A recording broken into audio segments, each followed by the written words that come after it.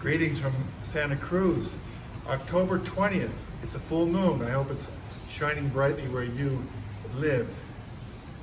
I want to get back to the 7 sorrows and 7 joys of St. Joseph. We were kind of interrupted, so to speak, by the feast of St. Therese and Big Teresa and the Rosary on October 13th last week.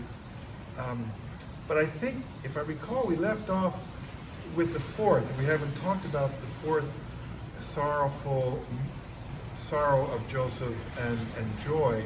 And it's at this point that he joins Mary, so to speak, because we have the devotion of the 7 sorrows of Mary. These are our devotions, so in a certain sense you could say they're arbitrary, but on the other hand, they're meditations on the gospel, so there's nothing lacking, or they're very fruitful for us. But when I say arbitrary, I mean the arrangement and the fact that you could possibly think of other sorrows. Even Pope John Paul II added mysteries to the Rosary. Some people thought that was a bold thing to do. Well, in a way, it was a bold thing to do, but it's perfectly legitimate. Okay, let's talk about the 4th sorrow. That is what Joseph felt when he heard what Simeon said to his wife Mary when they made the presentation in the temple. So let me just read a few verses from Luke.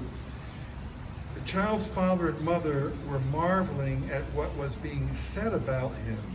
Simeon blessed them and said to Mary, his mother, "This child is destined to be the downfall and the rise of many in Israel, a sign that will be opposed, and you yourself shall be pierced with a sword, so that the thoughts of many hearts may be laid bare." Joseph, of course, standing right next to Mary, hears this, and it was a sword that pierced his own heart. The sorrows of Mary were the sorrows of Joseph. It's kind of interesting the way devotions go. As I say, this is the first one where you might say Joseph joins Mary, because the 3 previous ones of Joseph were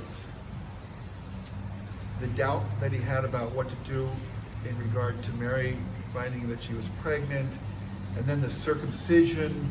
And circumcision is a pretty amazing thing. We won't talk about that now. And then the birth in poverty. So we talked about how distressful that was for Joseph. But now and of course Mary was part of those sorrows of Joseph too, and the accompanying joys. The opposite of that, of course, like for instance the poverty of Bethlehem, but the joy of the birth of Christ.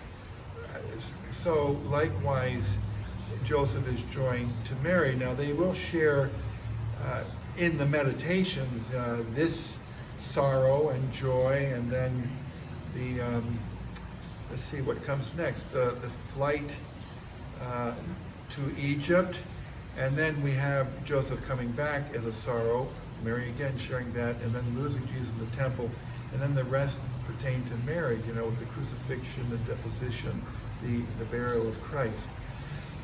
But Joseph is hearing this prophecy of Simeon, and I believe there must have been an intuition of what was involved in the life of this newborn child, that what was ahead of him, and how he would indeed be the Redeemer of the world.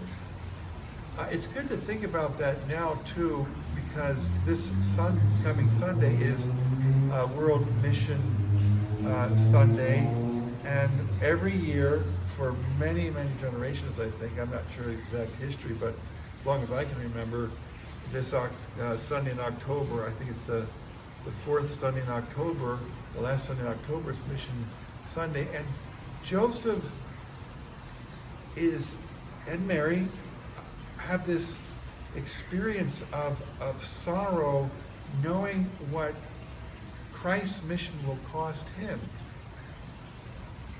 And they're already sharing in that mission through that sorrow. But they're also sharing in the joy, and this is also what we meditate on, the joys and the sorrows and the joys of Joseph, knowing that so many souls would be saved. And this is what Christ came to do, as we heard in the gospel last Sunday.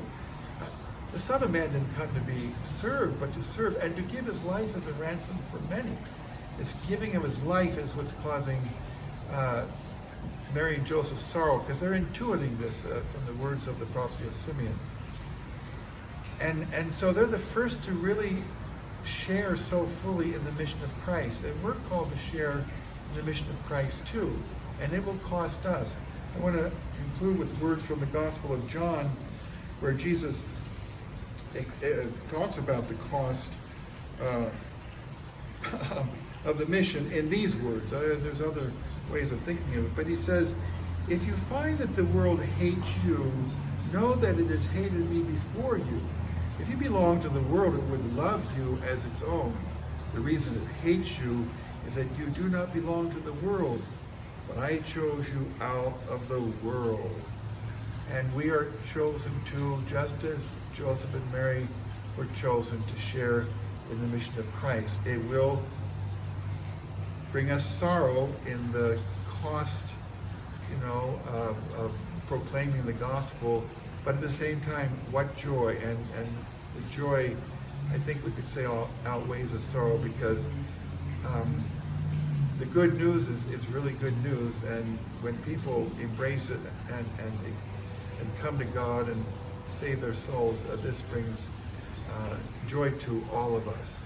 So let us join Joseph and Mary in this sorrow and in this joy, in meditating on the presentation of their son in the temple.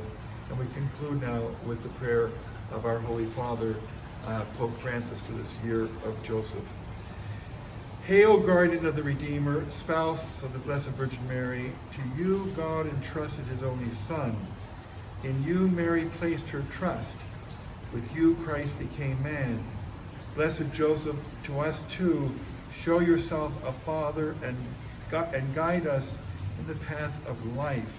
Obtain for us grace, mercy, and courage, and defend us from every evil. Amen. Go to Joseph.